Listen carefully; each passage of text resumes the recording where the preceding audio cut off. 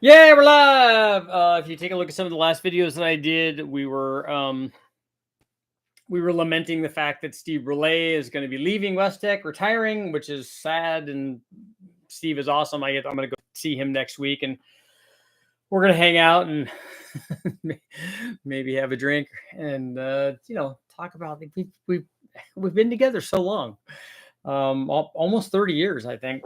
If I go back and look at I'm sure it's been close to that. I know it's been 25 that we've been doing dyno stuff together. But and then obviously I love the guy and wish him nothing but the best. But we're not talking about that today. We'll talk about more about that. Maybe I'll do a video with him or something, which would be cool. Be a good way to say goodbye. It'll be sad though, but it'll be good. We want to talk about 6 liters versus 6.2 liters because the video that I put up recently was comparing an LS2 versus an LS3. And more often than not, the comments that I got were, yeah, that's all great, but what would happen if we just put the LS3 stuff on the 6 liter instead of the 6.2 liter? So that's a viable question. Unfortunately, I haven't done exactly that test. I didn't run the LS3 heads and intake manifold on the otherwise stock LS2, but we did stuff that was close. And so we can take a look at this both from a calculation or math standpoint on what it should be. And then we can talk about what it was actually when I ran something that was very, very close to that. And then also what the differences are, because if we just put LS3 heads and LS3 intake manifold on an LS2, we still have some other changes other than the displacement, because a couple of things are going to be different. And we want to know, you guys can let me know how you think that might affect, what would those differences be? Because honestly, they're fairly minor. In fact, all of it is. The displacement is kind of a minor change. And then the other ones that we're going to talk about are also going to be a minor change. But if we just look at it from a math standpoint, which is very easy to calculate. So if we take an LS3 and we know how much power it made, in our case, the LS3 made, let's pick a number, let's say it made 495, which was just what it made when we ran it. So it made 495 run with headers and a Mazir electric water pump, no accessories, just a open throttle body, no inlet, the long tube headers, and essentially an open exhaust, but we had a 3-inch exhaust with mufflers on it and an optimized tune. That's what it made. They're rated at 430 or 435, and then that's what it made when we ran it on the dyno. So the LS2 made less than that. It made 460 something, 465, let's say. But the question is, what would the LS2 make if we, first of all, the question is, what would a 6 liter make what would a 6 liter version of the LS3 make? How much is the 0.2 liters of displacement worth? So it's fairly easy to calculate. So if we take 495, which is the horsepower output of our LS3, and we divide it by 6.2, so we know how much horsepower per liter it makes 79.83 horsepower per liter. So we do the math, 495 divided by 6.2, 79.83. And then to figure out what a 6 liter would make, or really any displacement, but in this case, a 6 liter, we multiply that 79.83 times 6.0 times the 6 liter instead of the 6.2, and we come up with 479 horsepower. So from a math standpoint, if we were to take the 6.2 liter that made 495 horsepower and we decrease the displacement down to 6 liters, it should make 479 horsepower. So it made 16 horsepower less, basically. And that's just based on the math. So if we have that would assume that we have the same specific output and all the things were the same. It should make about that power output. And that stands to reason, because math seems to be fairly reasonable. But then the question becomes, how much would it really make? And if we take a look, I have some dyno data that isn't exactly that test, but it's really, really close, and we can kind of speculate the remainder of the difference. So what I did was I ran I didn't run an LS2 with LS3 stuff on it, but I did run an LY6, which is a 6-liter LS3. But the only way that I made it into a 6-liter LS3 is because I put all the LS3 stuff on it. So if we go here and I can take a look at, so here's our power output.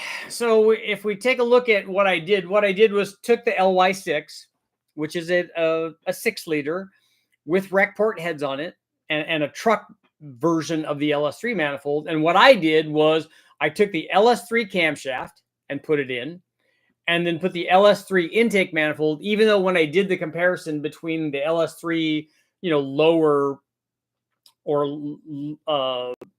low hood clearance intake manifold versus the truck, the taller hood clearance deal, they made the same power. But in this test, I put an actual LS3 manifold on it, a 92 millimeter throttle body, the LS3 camshaft. So essentially we had a 6-liter with the LS3 stuff on it. It had a little bit different intake valve on it didn't have the lightweight valves in the LY6 intake manifold, but it's a rec port intake, and I mean in the cylinder heads, but it's a rec port cylinder head, and it has the big valves and all that stuff in it. So the power output would really be the same. So what we have is our 6-liter with the LS3 stuff on it.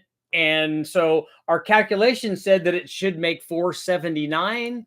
This one made 475. So our math was fairly close.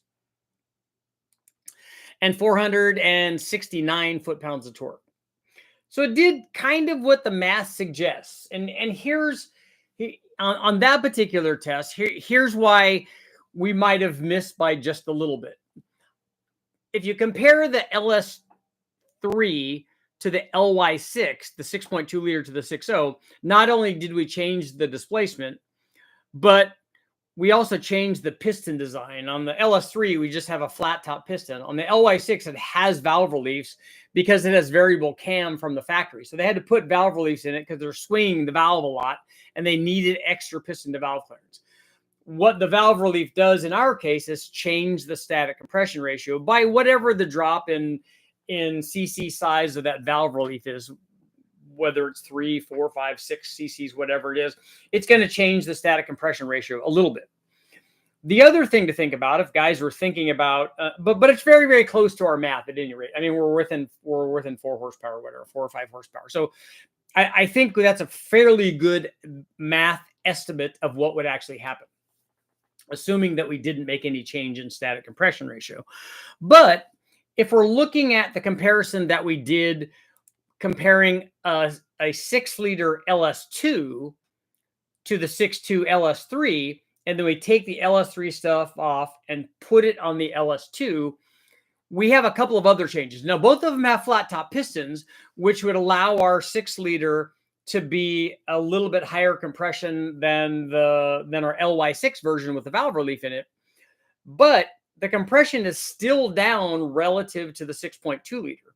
If we run the same chamber size, which we would with the same if we ran the same cylinder head on both of them, but what happens is the static compression ratio is going to change based on the displacement of the motor. Not a lot, because we're only going from a 6.2 to a 6-liter, but we will in that instance also have a change in compression.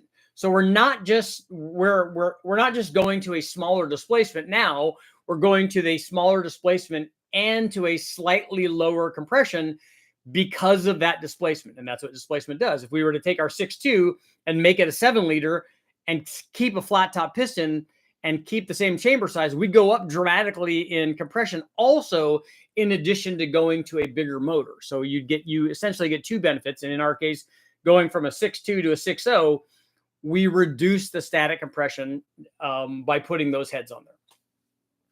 The other change in comparing an LS2 to an LS3, but with the LS3 stuff on the LS2, is the LS2 has a different camshaft than the LS3. Not a lot different.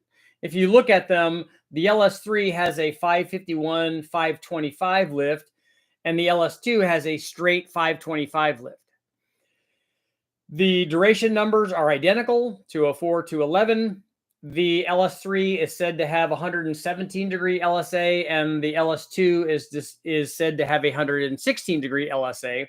So a slightly, 1 degree, I don't know how much that's going to make. I have directly compared those two camshafts, but not on a 6-liter or a 6.2-liter. I've compared them directly on a 5.3 when I ran all of the factory camshafts, and you guys can take a look at that. That video is up, where I compared all of the factory camshafts on an NA 5.3-liter, mostly because that's the test motor that I had, and it gives us an indication, because whatever it does on that motor, it's also going to do on the bigger ones. The differences of the crossovers might be at a little bit of a different RPM, but if one makes more low-speed power, it's definitely going to make more low-speed power even on the 6-liter. That's what's going to happen. That is not going to, the relative differences that we see with camshafts is going to remain the same regardless of the displacement that we put them on. So the LS2 cam actually made a little bit more low-speed power than the LS3 camshaft did, which is interesting. The peak numbers were almost identical, the peak horsepower number and the peak torque. But below peak torque, the LS2 seemed to be marginally better. I would like to duplicate the test just to make sure that it's that what we're seeing there is, well, was it different by 1 or 2 degrees of water temperature or something like that? But it looked like there was a little bit of a difference in camshaft. Again, no difference in peak torque or peak horsepower. They're close enough in specs that you would expect very similar performance, and you probably wouldn't be able to tell this difference, sitting in the driver's seat from behind the wheel. You wouldn't notice unless somebody did an actual test on it that showed you. But we do on the LS2 have a slightly different camshaft, and we would have slightly different compression if we put the same ones on there. So we have 2 differences that would make our head swap, our top swap, let's say, our head and intake manifold, putting the LS3 stuff on the LS2.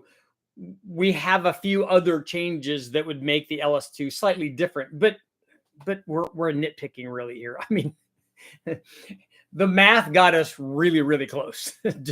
just doing the calculations on the specific output and then changing the displacement and keeping the specific output the same, we get really close to the same numbers that we got in actual testing. So, and I like it when it works out like that, because let's face it, life isn't always that easy. Sometimes it doesn't work out like this, but this one did.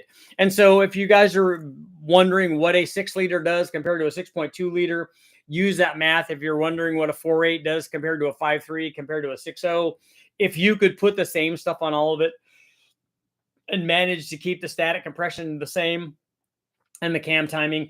The other thing that's going to happen, and it doesn't really happen, it's less of a problem or an issue here with cam timing, because they're both so mild that we don't see a big change in efficiency or effective RPM range comparing the 2 displacements, because both of the cams are so mild. So it's not like well, the 6-liter is going to make peak power a little bit higher than the 6.2 because of the displacement change, which we see in a 4.8 versus 5.3. But less so on the milder the cam, the less that difference is going to be. If we go up in bigger camshafts, we'll see a bigger disparity between those things. So stuff to keep in mind. We'll go ahead and put our poll up here.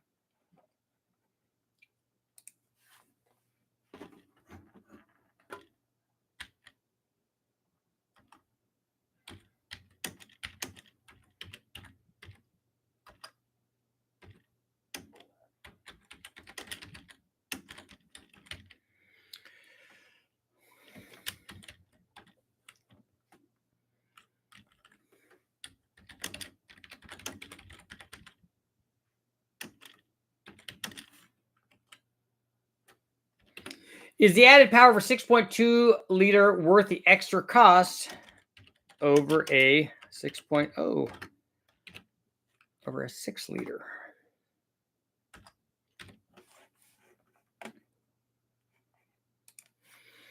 Okay, is the extra power that you get, as we saw here from our math, worth the extra cost? Because there's definitely going to be a difference in cost between a 6-liter and a 6.2-liter. Josh, Winston, TK, what's going on? Todd, happy to help with the ring gap. Yeah, don't worry about on the oil ring gap. The oil rings actually don't get very hot, and there's not a ton of growth. Also, there's not a lot of material in the ring gap or the spacer, the rails for the oil rings. There just isn't a lot of temperature there. There isn't a lot of ring there. There's not a lot of expansion there, so it should be fine. Bob, what's going on? If you were to build both with the same compression heads, cam, and intake with only 10 cubic inches of difference, it probably would be very similar power. It'd just be the specific output multiplied by the displacement, as we showed there. Listening in the background while tinkering. Idea for video: Ford EFI 5.8 upgrades to keep up with an LS. You won't be able to do that. You won't be able to get a 351 to be able to keep up with the same size LS. It's not going to make that kind of power.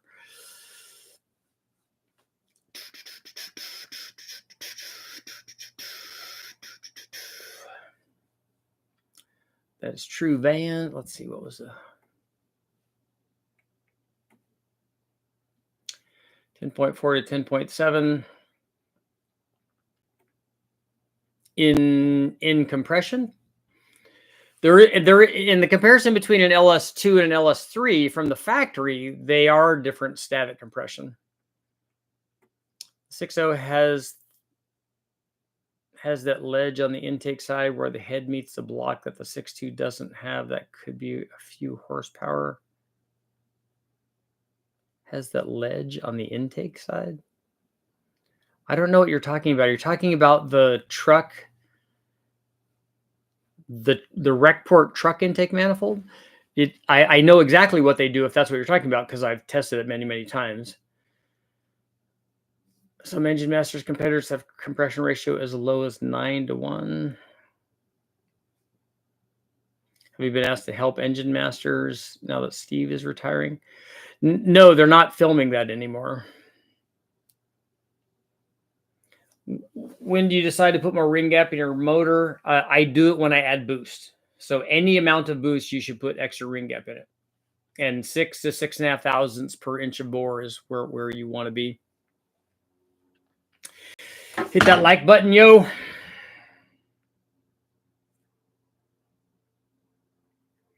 Have you seen any more setups using L8T crankshaft in the blocks? I know Mass stopped selling their kit. They did stop selling them? I don't know. I'm not familiar with that. I haven't ever built any.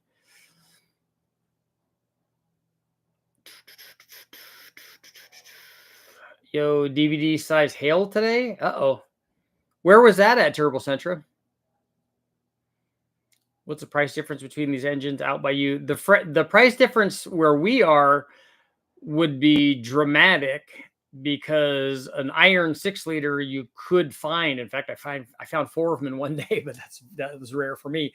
But an iron 6-liter you can still find, but an aluminum motor, whether a 6-liter or a 6.2, you're not going to find those in the wrecking yard.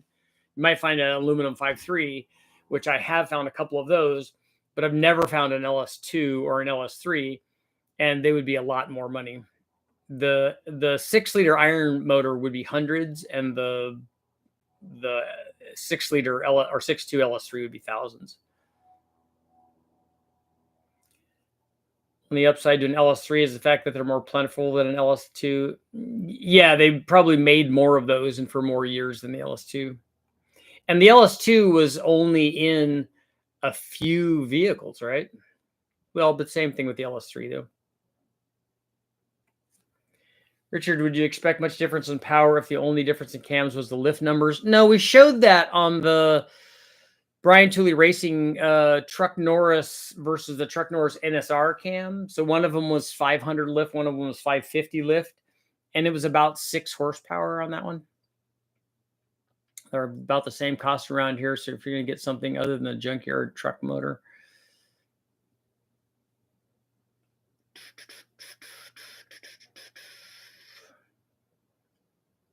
What's your schedule this weekend to pick up cam and lifters? Also, I have your missing. Do you want to come get the cam and lifters? I'm here. Just come pick them up.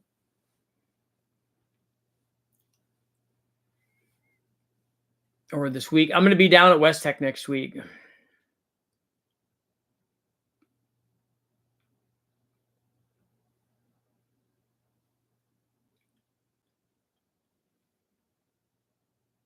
Be careful buying stuff online. Yeah, I've the last things that I've done online were a little sketchy.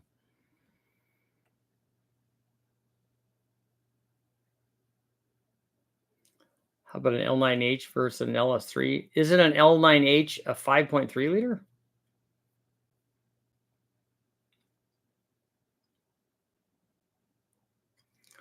The 6.2 liter truck and the LS3 have that big of a difference to them. They don't have any difference in the testing that I've done. I ran the LY6 truck intake manifold and the LS3 intake manifold on a number of different combinations, and every time I ran them, they produced exactly the same power curve.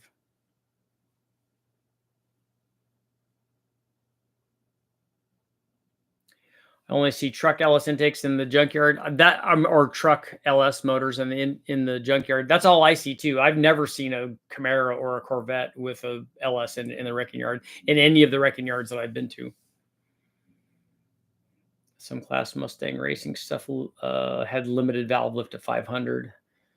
They made triple digit power with boost. Well, the 500 lift stuff is not going to limit you too much in power production, especially with boost. I have 3 truck 6.2s and 1 L99. Yeah, because they had the 6.2s later on in trucks, right?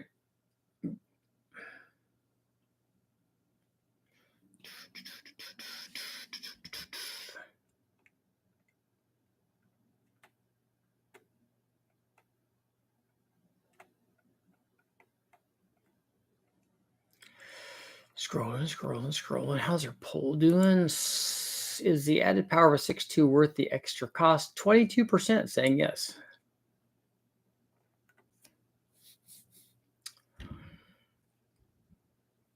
Artificial atmosphere cures everything. That's right. Boost is nothing but good. Robert, I don't know what you mean by thoughts. It's my favorite type of racing. For me to participate in, it would be road racing. That's kind of what I grew up doing.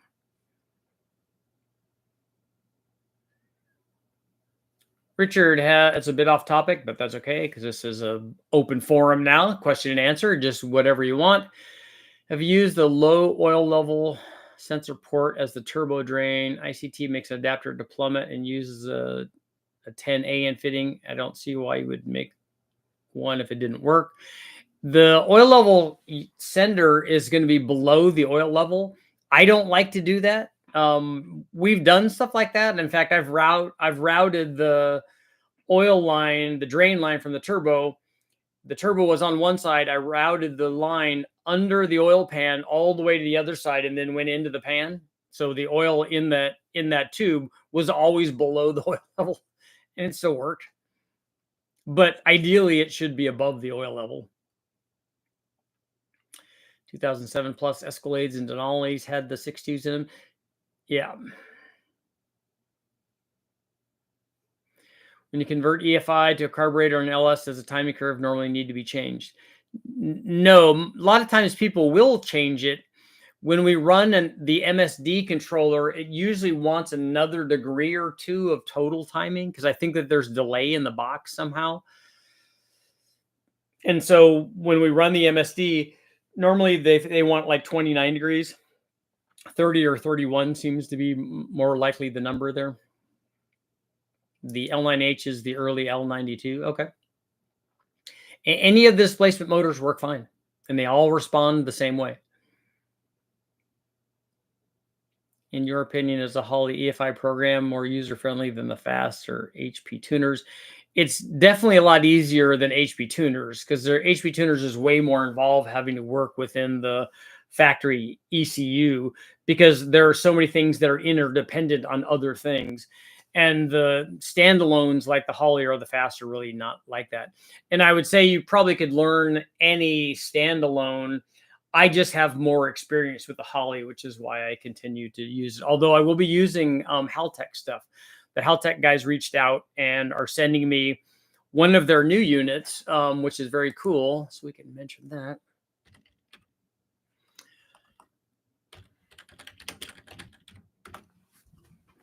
it's the Haltech Rebel LS. So I'll be doing some testing with that, which will be interesting.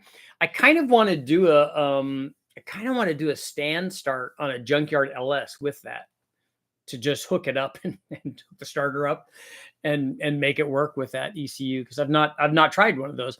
But we're also going to use one of those on the Metro, which will be cool. And then we were going to use the one that James and Brian have out at Brian Tooley Racing on the V12 LS. So it'll be interesting to expand out and use something else. I got one of the Holley 2-piece carb intakes with fuel rails and throttle body. Worth using, or stock truck or LS3 is a better intake?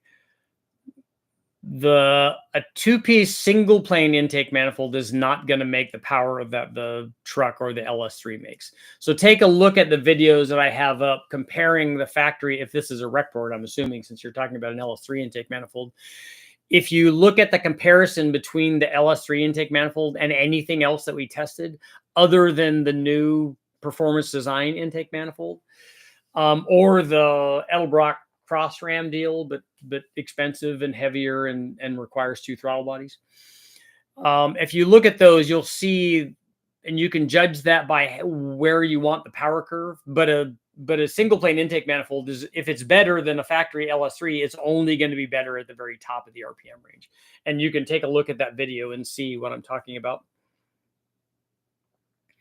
Anyway, use the Phytech TPI ECU. I haven't. What are your thoughts on a 427 LS3? I don't know what you mean by thoughts. I have no idea. Could you drain the turbo oil into the nearest valve cover if they're mounted high? I've done that on the 4200, the Atlas motor. I mounted the turbo high enough and we just drained it into the valve cover. I also did that on the K-Series Honda, I think. It was just convenient, so we could, because the way that I configured all the Super Richie tubing on it, that it was mounted up high enough. I'm like, let's just go to the valve cover.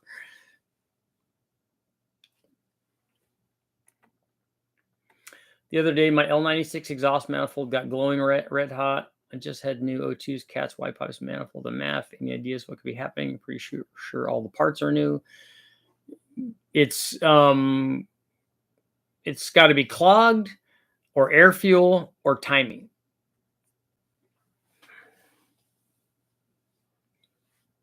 Video on setting timing with vacuum gauge. Chevy, like 40 degrees of timing. I don't set timing with a vacuum gauge.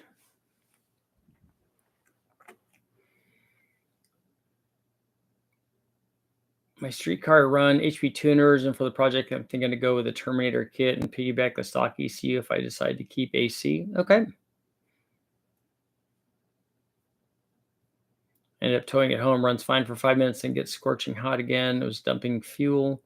So do you have a, I'll be worried about an injector being stuck and clogging the cat or something.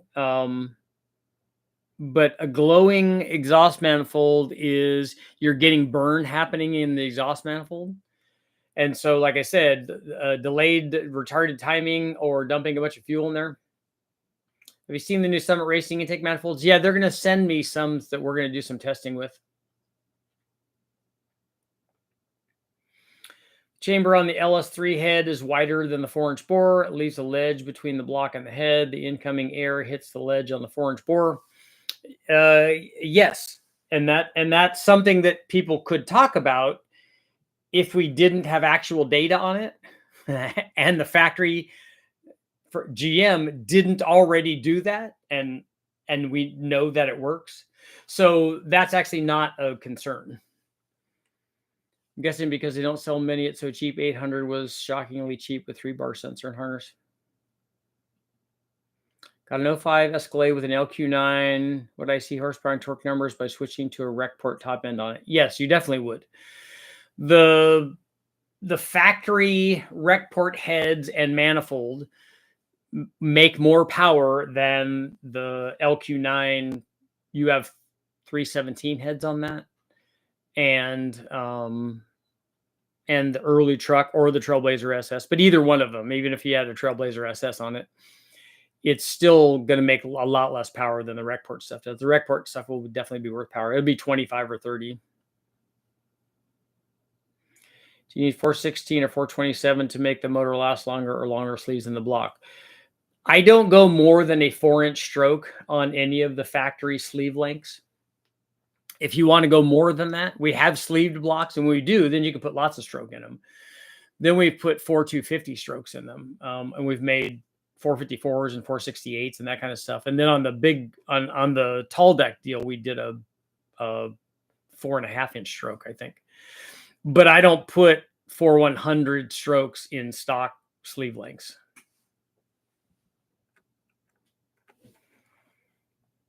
Because if you do, the piston's going to come out of the bottom and rock around. It's not going to be very good.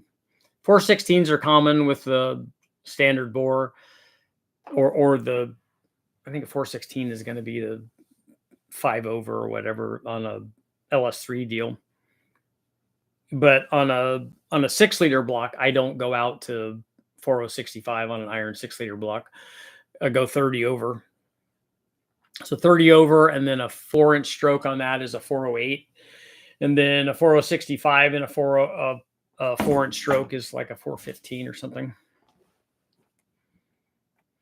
The extra 1 or 2 cubic inches or whatever is not worth it to me to go to the limit of that.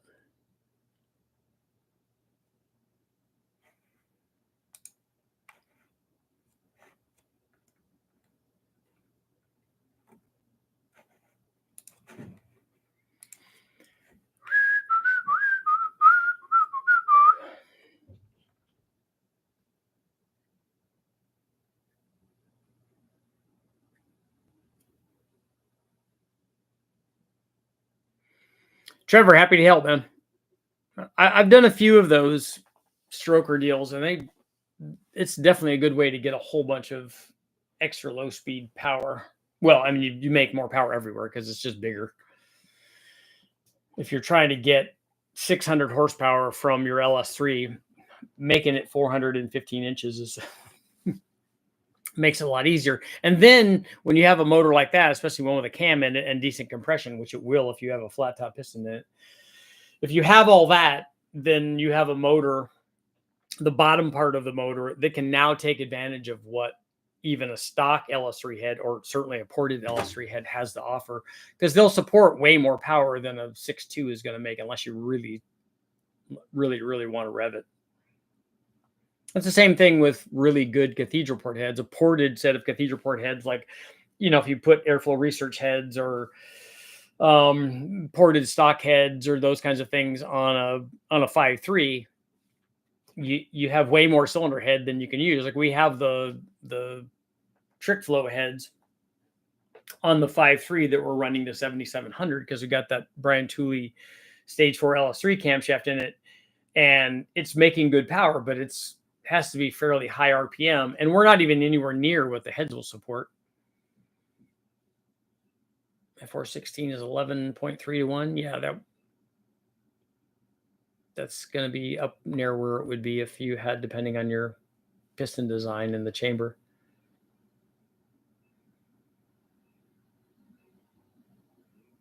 Richard, this is a question. So a batch fire does all 8 injectors per crank revolution? It fires one side and then the other. LS swap Fox body and want to keep their AOD 4R70. So you're wondering if you're going to adapt the Ford transmission to the LS? I'm doing a cam lifter swap on a Gen 3 Hemi. Any benefit on running short travel lifters? I only think about doing short travel lifters if I'm running lots of RPM. The downside, I think, to running short travel lifters is you then have to be very, very specific about your push rod length, and also on a Hemi with any kind of bolt down rocker like that, and that's a shaft on the Hemi. So you have to be very, very specific about, and it might, because of the limited amount of free play that you have on lifter travel there, it might be that you have to do custom push rods, and that can be a pain. And if you're not looking for really, really high RPM, just put standard travel lifters in it.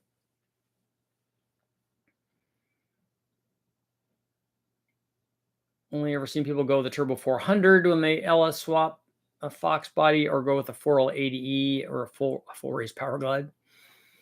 It'd be, I mean, it depends on what you're doing. If you're just going to the drag strip and the car's trailered, a 400 would, you know, a reverse manual valve body kind of thing would be fine. But if you're driving it, having the overdrive gear is definitely nice. And also an overdriven gear is nice if you're running like a turbo thing where you run lots of mile an hour, because you either have to balance tire size and final drive and whatever your top gear is, versus the mile an hour that your car is trying to run. And it's easier with more gears.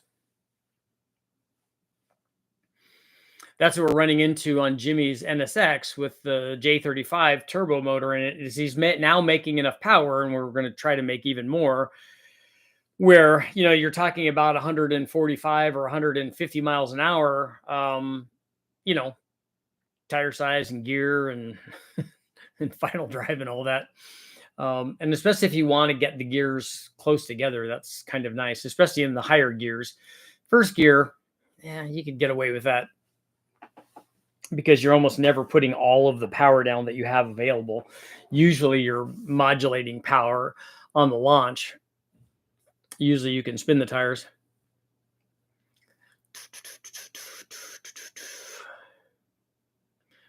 When you set LS lifters, do you do base circle off the cam, then 20 foot-pounds? I don't realize the rocker bolts were so tiny. I only have 1/2-inch torque wrench. I don't know what you mean by do base circle off of the cam. Do you mean that's where we adjust it?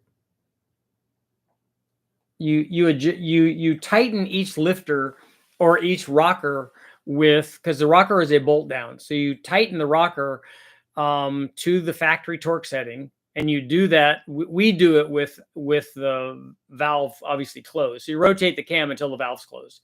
Anywhere in that closed portion of the cam lobe is fine, so that you're not putting load tension on the bolt as you tighten it.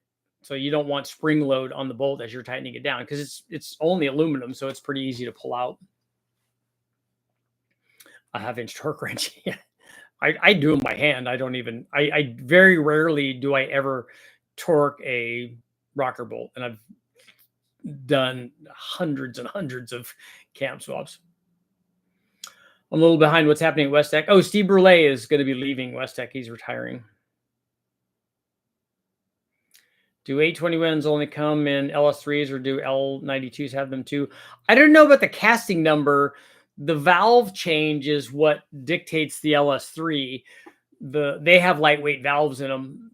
I don't know if they also use the 821s with the other valves. I don't know that specifically. Have you seen any flow numbers on Liberty heads? I don't think I have. Get the inch-pound torque wrenches of the auto parts stores for $20. They're well worth it. Yeah, because it's like 16 foot-pounds, right? 15 or 16 foot-pounds. It's not very much on the factory rocker bolt. I remember guys asking me about, should I put ARP bolts, rocker bolts? I'm like, yeah, the aluminum is the problem. It's not the bolt.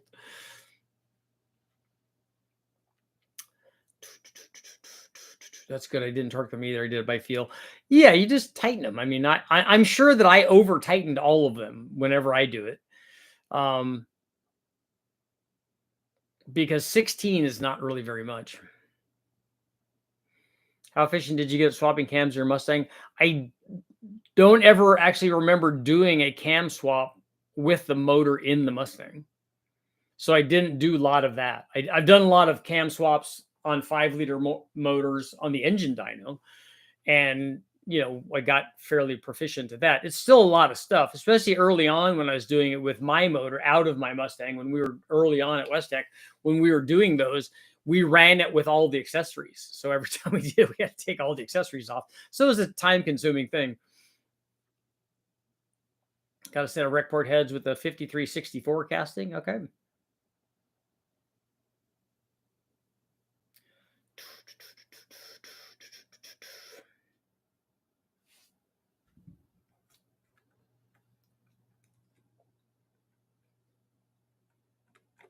Scrolling back, scrolling. I'm excited. I've been able to catch a couple of snakes recently. In fact, 3 of them. I caught 1 rattlesnake and 2 gopher snakes. Over by where my son plays soccer, there seem to be a lot of snakes over there. So I keep checking stuff out over there. So I always like getting out there in nature. And the interesting thing is, as many snakes as I've seen over there, I haven't seen any rattlesnakes, which is weird. The rattlesnake, they're small. All of these western or northern Pacific rattlesnakes are in this area. The biggest one I think I've ever caught is probably 4 feet. They're not that big. It's amazing how little horsepower those 5 liters made back in the 80s. We thought that they were fast. They were in their time. They were, you had the Corvette and the Camaro and the Grand National and the Mustang. You can make snake videos. Yeah, I have a couple up there. I think I would do a separate channel though for that. This outing to the lab. Do you plan on doing the M90 on the truck? The M9, the truck's not ready for an M90 yet. What caught your eye alerting you to the snakes recently? I just went out and looked. I haven't been like with the rattlesnake. I went to an area that by where Lisa's parents used to live. I had been up there hundreds and hundreds and hundreds of times, and every time we go up there, I always caught snakes, and mostly rattlesnakes up there. And so that's about 35 miles away. So I just drove back over to her old neighborhood and went up on the hill, and lo and behold, there were snakes there. And then this time I'm always out when we, at one of his other soccer games in the Sacramento area, I caught a garter snake that was sitting there. Whenever I go out walking around, whenever I'm driving on the road, I'm always looking for snakes. I stop. If I drive by, I'm driving by a field or whatever, and I see a board over there, I stop. I mean, if I see a snake on the side of the road, I stop and look at it and try to save it if I can. A lot of times they've been run over, but working on an LQ4 all-wheel drive. That's very cool. A huge snake in my attic yesterday while I was installing HVAC. I'm terrified of snakes. It looked tiny until it came out. What area is that in, TK? Accidentally bought pistons for a 4-inch crate for my LQ4. Probably should have checked that before I had it all balanced. Yeah. Yeah, so the compression height is going to be different, right? Richard, do you think a 750 double pumper is enough for a 427 small block 14-1 on 110 octane? I would guess no, given by that compression ratio, because I'm guessing that static compression ratio also has the normal things that go along with that, like a really big camshaft and also big cylinder heads. So a 750 is probably, if it has those things, it's not going to feed that. Do you keep a reptile hook in your car? I did bring one with me when I went to the area where I know that there are lots of rattlesnakes. When I went out here by the soccer thing, it's just me walking around in, in shorts and tennis shoes and stuff. In fact, when I went over there and found the first snake, I had run over there from the house, which is, I don't know, 3.5 or 4 miles or something. And then that's when they were doing tryouts. And so I decided, I'm just going to go. I changed out of my running shoes and then put on other tennis shoes that I brought, only because I didn't want to get the running shoes dirty because they're new and they're cool. And so I put on other shoes and I thought, well, I'm out here already. Well, I'm just going to do a walk around. And there was one sitting there. Thought you had gremlins worked out of it with the charging system. I have the truck now starts and stuff, but the check engine light is still on. So I need to replace the knock sensors. On the border of Oklahoma and Arkansas. So you have some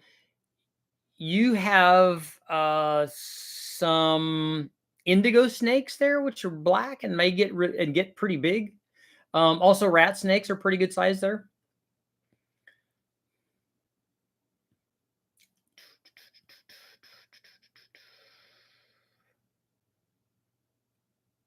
What horsepower would I be looking at and at what RPM? So you want the dyno result? 229 cam, 6.2, two-piece intake, long tubes, milled heads. Are the milled heads otherwise stock?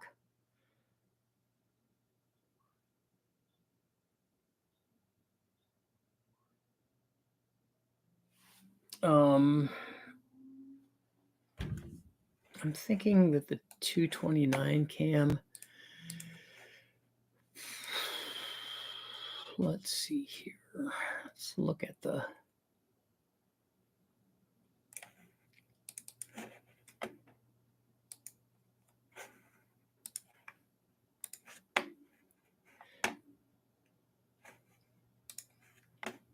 So the 6.2 with stock heads and a truck intake manifold and a sloppy cam, which is a 228 cam, 228, 230, made 514.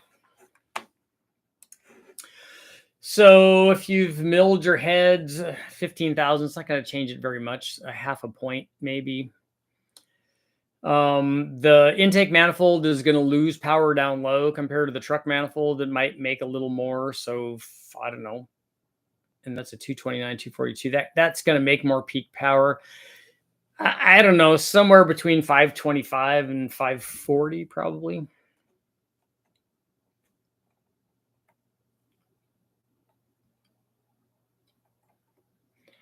Jordan, oh, there are 200 from the deck. Yeah, had to cut a hole in the firewall, but took a frame from the Tahoe, chopped about a foot off, and then put the 3000 GT body on top. Wow, that's pretty adventurous.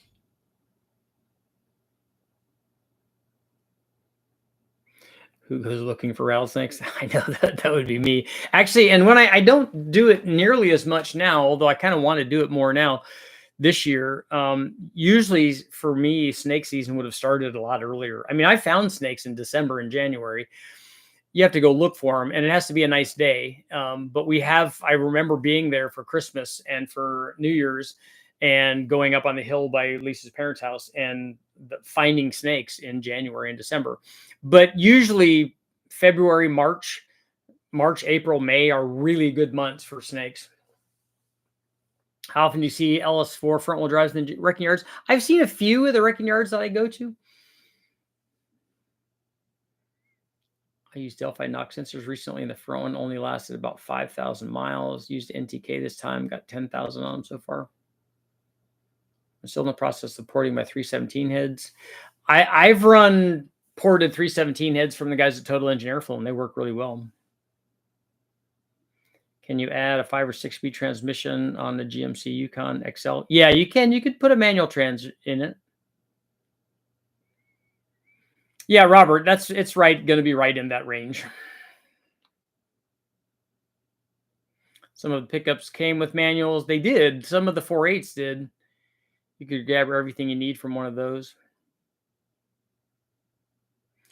Got a picture of my backyard fence and a yellow corner rat snake, only 7 or 8 feet. I'm thinking you mean it's only 7 or 8 feet away, right? I'll send it in a minute. Yeah, definitely send it over. I doubt that snake would be 8 feet long. Corn snakes are cool. They're like our gopher snakes. I really like those. And rat snakes are cool too. I now have caught a couple of those when I was in Florida. But an 8-foot snake is really, really big. How do you differentiate DOD and non-DOD on a Gen 4 6-liter? Also on a DOD one, will you need a new cam gear and timing cover? Yep. I don't remember the timing cover. The valley cover, definitely. And the gear, I don't remember about the gear either. 13B rotary, what's the downside? None. Those are cool. Any idea on snake deterrence? We bought this house last fall and we cleaned up the yard. That was a disaster, but we're only trying to deter critters as we're cleaning up the yard. Yeah, if you look online, there are plants that you could plant that would deter them. Obviously, having dogs or something can help keep them away. If you have turkeys or if you have peacocks, those keep the snakes away also. And actually having snakes there is a good idea because they keep the rodents away.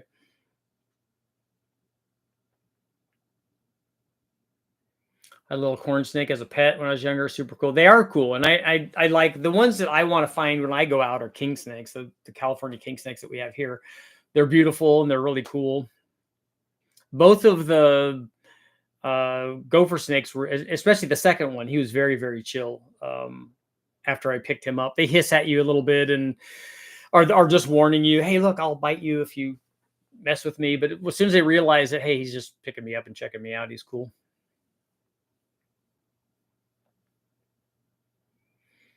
TK release a bunch of mongoose in your yard. Yeah, yeah, that will do it. Although cats are really good snakers. Would you suggest a turbo or supercharger on a 6-liter? Either one of them work really well. It just depends on what you like and what kind of power curve you want. Yeah, snakes are good. I'm a big fan. Snakes are your friend. Nobody else in my family really likes them. Lisa does not like them at all. The boys have seen lots of them and they're kind of ambivalent about them, but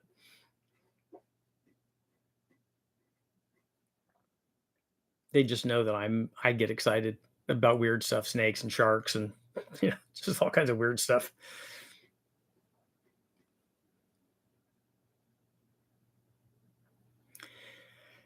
Any interest in continuing the 440 series? I don't have any 440s. I just borrowed it that one time from Freiberger. 4 to 5 foot king snake in Florida parked itself under my mom's car at the bank. She wouldn't get in the car. A 5 foot king snake would be really, really big, but they're cool. And the king snakes there look different too than the ones that we have here. And I like, I found a milk snake when I was at the farm, and I'd like to catch we have not too far away from where I am, we have mountain king snakes, which I want to catch because they have the red in them. But all of those, the milk snakes and scarlet king snakes and all the different variants of those will be really cool. Silver State Race, what'd you change on your Mustang? For a long time, I didn't change the rear axle. It came with a 308, so it had more than enough gear in it to go fast, especially with the 5-speed, because it was a 0.68. So it would go really, really fast in fifth gear. When it was stock, it would go the same speed in fifth gear and fourth gear. It would just do it at a higher RPM in fourth gear, and it didn't like it because it was over speeding the water pump and stuff. But I made changes throughout because I ran it for 12 years. And so we changed. When I first ran it, it changed almost nothing. It ran basically just stock with open exhaust.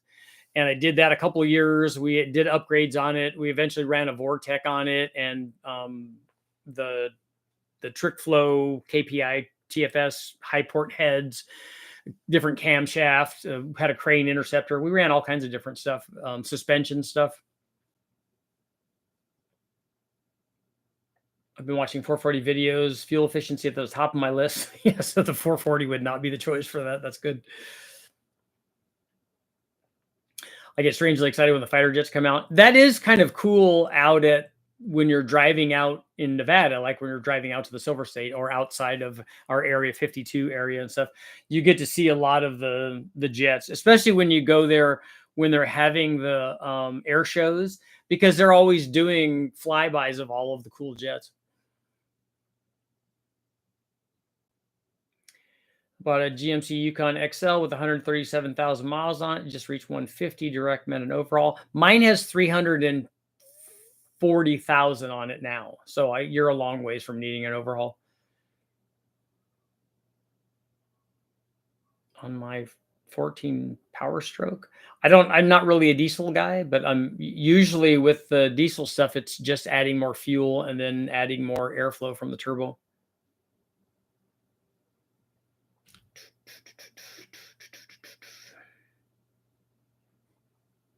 I heard Panther platforms after 1996 couldn't go over 130 because of vibration and balance. Vibration and balance of what? Of the motor or the drive shaft, or what problem was it supposed to have?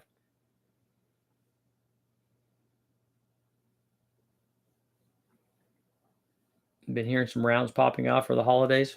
I remember living in Santa Ana, which was kind of a tough neighborhood in Southern California. And then for 4th of July, Cinco de Mayo, New Year's, it's brr, brr, brr. You're like, wow, people are really celebrating.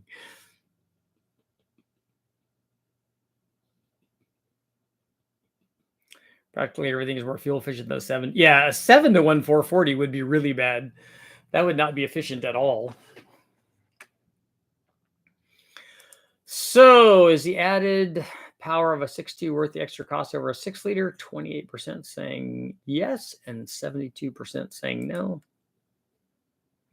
Surprised how clean the LS4 was at 200,000 miles, almost immaculate. Yeah, if you change the oil in them regularly, they look pretty good.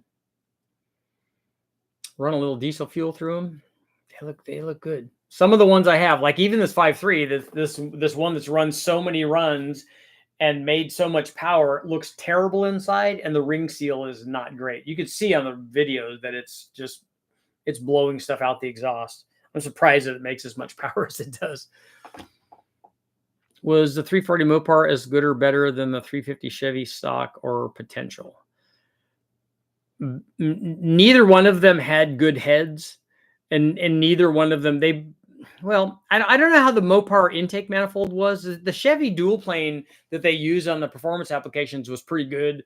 The Chevy had high compression. The Mopar 340 in the 68 manual trans one particularly had a pretty good sized camshaft in it, but so did the Chevy.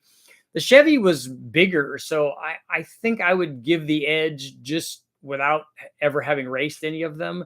I would give the edge to the bigger motor, unless I knew exactly what the power output was of a build on particularly that 68 manual trans cammed 340. The thing that I think helped with the Mopar is I think that the Mopar chassis that they put that 340 in, I think that those cars were lighter than the Chevys and the Pontiacs and the Fords were.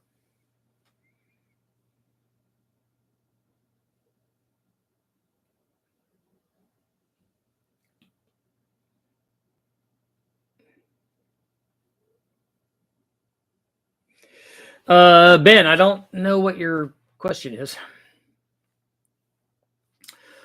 On the live feed tonight, I've got some good news about 4.3 liter V6 stuff.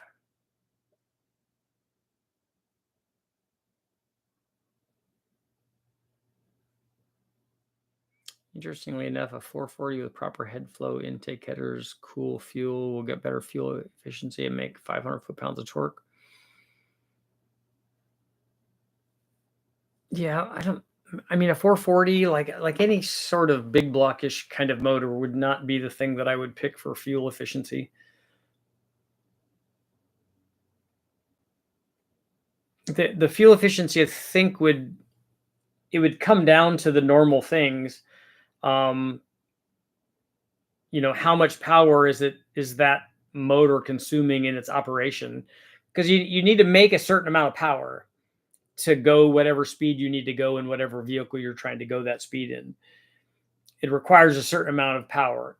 Now the question is, how much fuel are you using to make that power? So how does that big motor do that efficiently? They don't normally do that very efficiently. Smaller motors are much more efficient than bigger motors are. Do new Hemis have cam phasers? Yeah, the variable cam ones do.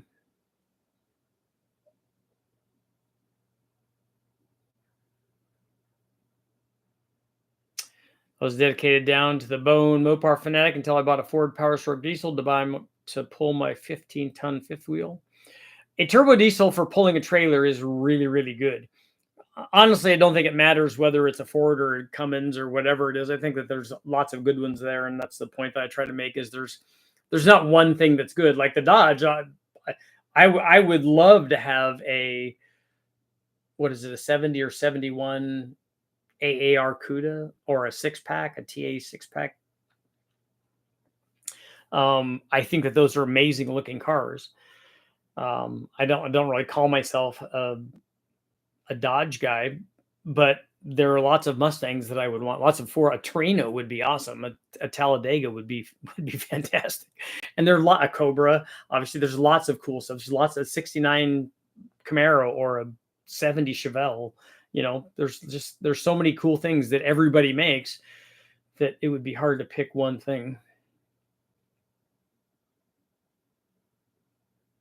I think a 440 is going to max out at 17 miles per gallon. I'd like to see one get 17 miles per gallon.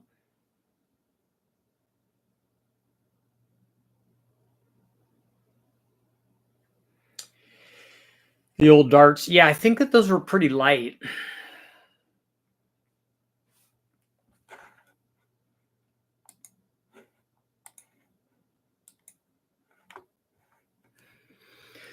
One more minute.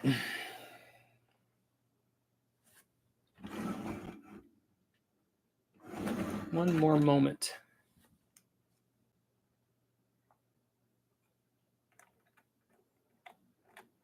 See, now you guys got me all worked up. Now I want to go out and catch snakes. Although it's just way too hot right now. It's not actually not. I was kind of surprised. We took the puppies for a hike up in the hills today, and given how cool it was, and we did it early enough. I was surprised that we didn't see any snakes out, just kind of sunning themselves.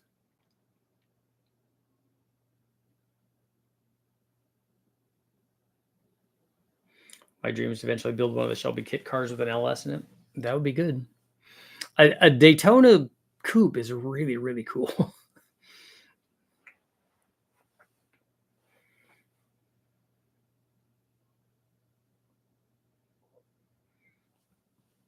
Autocorrect.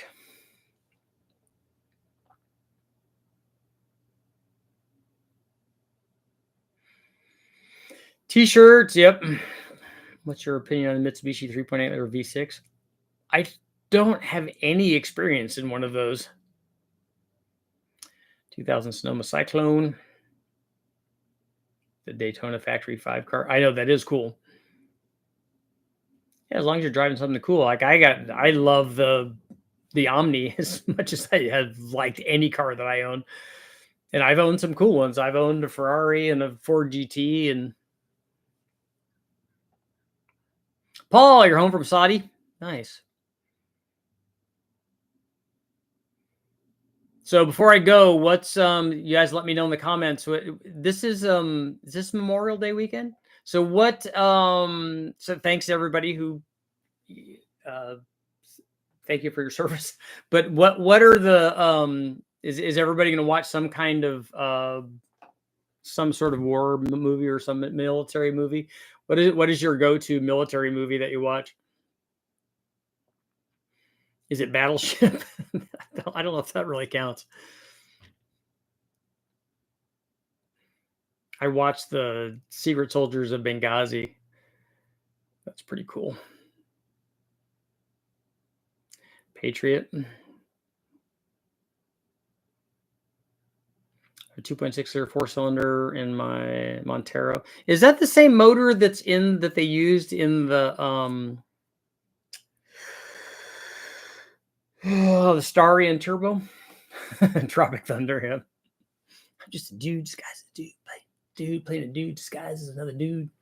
In fact, they use that quote in the Secret Soldiers of Benghazi because they were actually watching Tropic Thunder in that movie.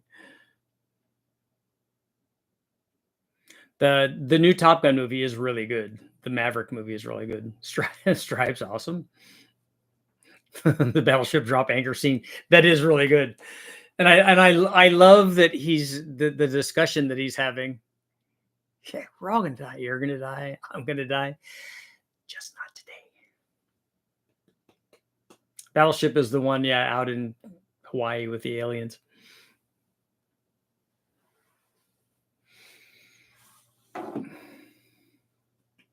Ford GT to Panda Express. I know how the mighty have fallen. Right, Band of Brothers is really good. The Pacific is really good.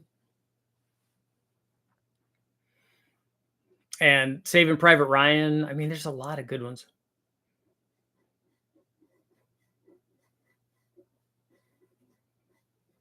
The 2600 4-cylinder. Didn't Mazda have one like that too? Didn't they have a 2600 4-cylinder? Full Metal Jacket. Yep.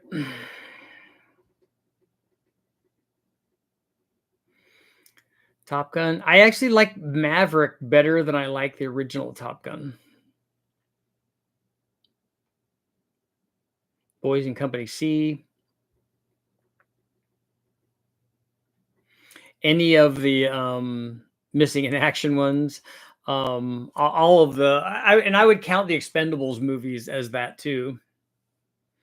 Gonna mess with any of the Ecotech line of engines. I don't have any of those. The volleyball scene. Oh, I know. And in the Maverick movie, I love Jennifer Connelly. I thought that they did a great job. The Dodge D50 had the 2600. Okay. The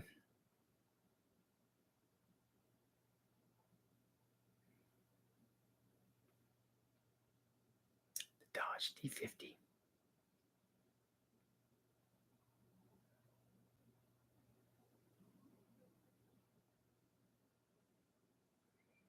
G54B was the fastest 4-cylinder for a while, but I would build a Ford G64 with a G63 head if I was sticking with Mitsubishi. Jet valves and cracked heads. Yeah, that's not a good way to go. On that note, it is time to go. You guys all be safe out there. Make good decisions for the weekend. And I'll see you tonight. Tonight.